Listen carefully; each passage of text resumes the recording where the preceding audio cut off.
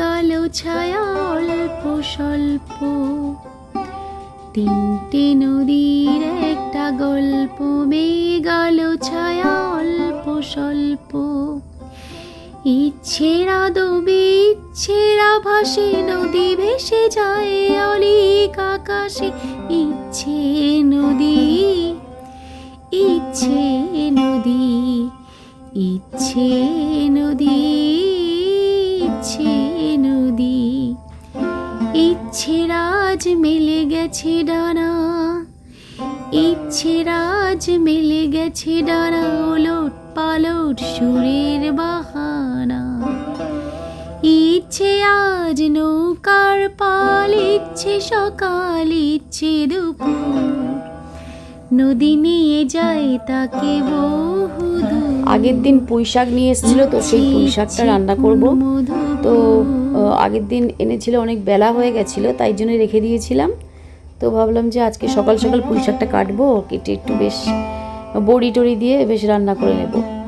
আগে বেশ মা রান্না করতো, কি সুন্দর পুঁই শাক বড়ি দিয়ে কুমড়ো দিয়ে এত সুন্দর লাগতো যে মানে সেই স্বাদটা আর ভুলতে পারছি না। আমি রান্না করলে কিন্তু সেই স্বাদ আসবে না। আসলে মায়ের রান্নার স্বাদ তো মায়ের রান্নার স্বাদই হয় না, সেটা যদি আমি করে ফেলি তাহলে আর কী করে হবে। আমার রান্নার স্বাদটা আমার মতোই হবে। আমি আসলে রান্নায় অতটা আমি পটু নই, ওই যে রান্না বান্না আমার মানে তেমন আমি ভালো পারি না সত্যি কথা বলতে। আমি এমনি ভাজা ভুজি ডাল এসবগুলো ভালো পারি। আর এই দেখো পুঁই শাকগুলো কিন্তু খুব কচি, একদম ছোট ছোট পুঁই শাক, মানে সবে গাছগুলো হয়েছে আর গাছগুলোকে তুলে ফেলেছে, মানে গাছগুলো এতটাই ছোট, ওই জন্য শাকগুলো একেবারে কচি। তো যাই হোক, শাকগুলোকে কেটে নিয়েছি, কেটে ভালো করে ধুয়ে নিয়েছি। আর এখন হচ্ছে টমেটো কাটছি, টমেটোগুলো কেটে গুছিয়ে রাখবো। টমেটো আলু আর কি শাকটা রান্না করতে গেলে যা যা লাগে, তো সেসবগুলো গুছিয়ে আমি রেখে দেব। আর বড়িটা ভেজে নেব। তো টুকটাক যেসব কাজগুলো আছে সেগুলো আমি করে নেব, করে নিয়ে রান্নাটা তারপরে চাপিয়ে দেব। আর পুঁই শাকটা কেমন হবে এখন জানি না। এইসবগুলো আমার শাশুড়ি মাও খুব সুন্দর রান্না করে, আমার মাও বেশ ভালো রান্না করে। তো ওদের হাতে আমি এগুলো বেশ ভালো খাই আর কি। কিন্তু সব সময় তো ওরা আর করতে পারবে না, না আমাকেই করতে হবে। আমাকেও তো কিছু রান্না শিখতে হবে না। এখনও পর্যন্ত যদি আমি বলি যে শাক চচ্চড়ি এসবগুলো আমি ভালো তৈরি করতে পারি না, তো তা বলে তো হয় না, না। তো মাঝে মাঝে সবাইকার খাওয়ার শখ হয়, আমার নিজেরও খাওয়ার শখ হয়। ওইসব মাছ মাংসর থেকে এমনি আমি চচ্চড়ি ভাজা ভুজি এইসব দিয়ে একটু ভালো খাই আর কি। আর এই দেখো টমেটোগুলো কেটে নিয়েছি, আর বাটির মধ্যে দিয়ে দিলাম। বাটির মধ্যে আসলে এই ভিডিওটা দুদিন আগে করা, তো আমার অতটা খেয়াল করছে না। এটা মনে হচ্ছে আমি ডালে দিলাম মনে হচ্ছে টমেটোগুলো। শাকটা এখনও রান্না করিনি, শাকটা যখন রান্না করবো তখন নিশ্চয়ই দেখতে হবে।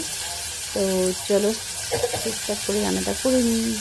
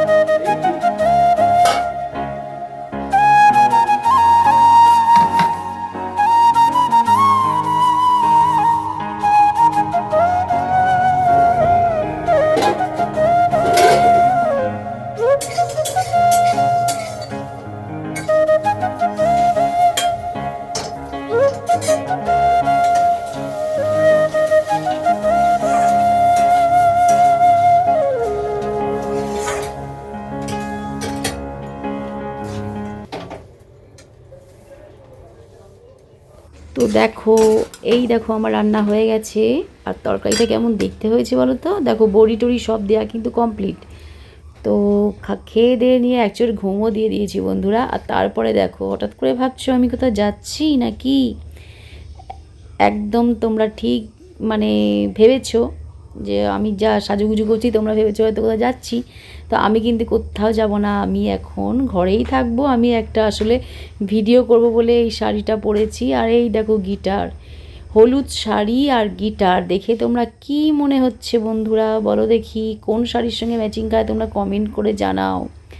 যে এই গিটার আর এই হলুদ শাড়ি মানে কোন একটা খুব সুন্দর ভিডিও আছে যেটা অনেকেই করেছে, তো সেটা আমার খুব করার শখ হয়েছে ওই ভিডিওটা।